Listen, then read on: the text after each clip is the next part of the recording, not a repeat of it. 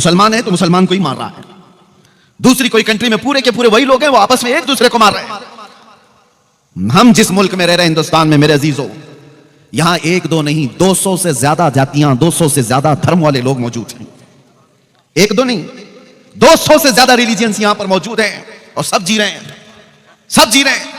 और ये सरकार गरीब नवाज का, उनके आस्थाने की बरकत का मैं ये खुल करके इजहार करता हूं कि जितने खुलकर आजादी के साथ आप अपने दीन पर इस जमीन पर अमल कर रहे हैं, दूसरी जगहों पर इतने आसानी से अमल भी नहीं है।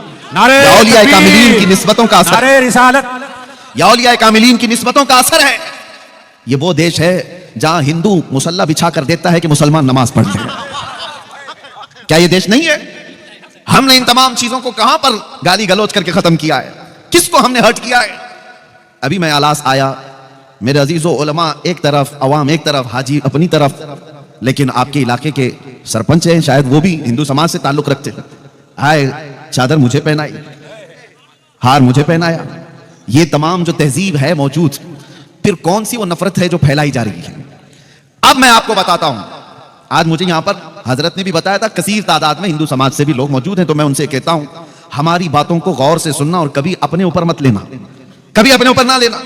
और तुम भी अगर कभी हमारे अंदर मौजूद कोई कीड़ा हो, उसको अगर बोल रहे हो, तो हम अपने ऊपर भी नहीं लेते, हम अपने ऊपर नहीं लेते। दुनिया तालिबान को टेररिस्ट कहती है, हम डिफेंस करने नहीं जाते, क्योंकि हमें पता है हमारा उनसे कोई ताल्लुक ही नहीं।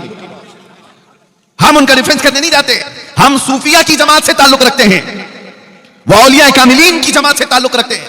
इसी तरह से वो बिरादराने वतन हिंदू समाज से ताल्लुक रखने वालों से मैं कहता हूं कि अगर कोई ऐसा शख्स हो जो हमारे भेदभाव को और यहां के माहौल को खराब करने के लिए किसी भी मुकद्दस शख्सियत को गालियां देता है, तो वो तुम्हारा नहीं है, समझ करके चलो। और हम ऐसे कुत्ते की दुम पर पैर रख करके बोलेंगे। क्यों? इसलिए नहीं कि वो सिर्फ गाली दे रहा है, इसलिए कि वो देश का माहौल खराब कर रहा है, पूरे देश का माहौल खराब कर रहा है।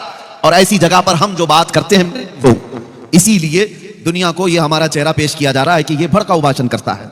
भड़काऊ भाषण, कैंसर का इलाज करने के लिए अगर फोड़ी को काटना पड़े तो डॉक्टर जो है वो कातिल नहीं कहलाता, डॉक्टर कातिल नहीं कहलाता। अगर कोई ऐसी फोड़ी हो जिससे कैंसर पूरे जिस्म में फैल सकता है, तो उस फोड़ी को डॉक्टर काटता है, कैंची से हो, चाकू से हो। लेकिन कोई ये नहीं कहता कि डॉक्टर मर्डर कर रहा है, कातिल है, चाकू का इस्तेमाल कर रहा है। नहीं, कुछ जगह ऐसी होती हैं जहां पर फोड़ी को काटने के लिए उस छुरी का इस्तेमाल डॉक्टर करता है, और कुछ कौम के अंदर ऐसे कीड़े होते हैं जिनके लिए हमारी ऐसी तेज जुबान का इस्तेमाल करना पड़ता है। बाकी